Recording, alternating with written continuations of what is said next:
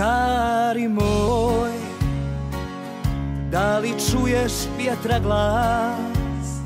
Na mojim koncertima u području Splita, Osijeka i Zagreba, publika kao i uvijek može očekivati da će Mato Bulić dati sve od sebe, kao i svaki put.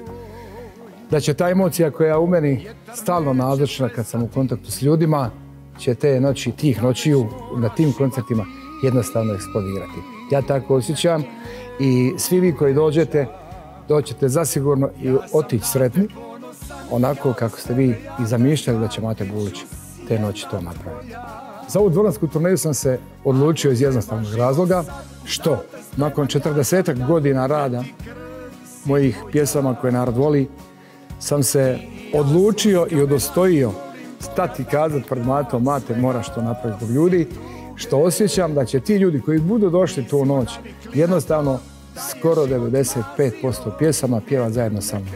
A to kad postignete, mislim da nema veće radosti u životu u svakog od nas koji se bavi ovim poslom.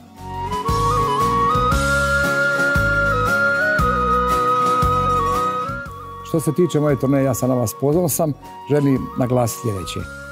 Na stage-u svakog trenutka će nas biti 20 i vas par tisuća preko puta, gdje ćemo zajednički tu noć proživljavati te naše emocije svi zajedno.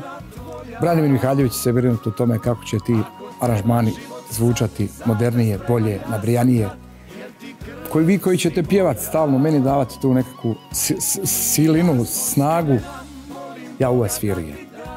I očekujem da uz ove goste donađenja za koje smo se već pobrnuli, bit ćete zasigurno zadovoljni.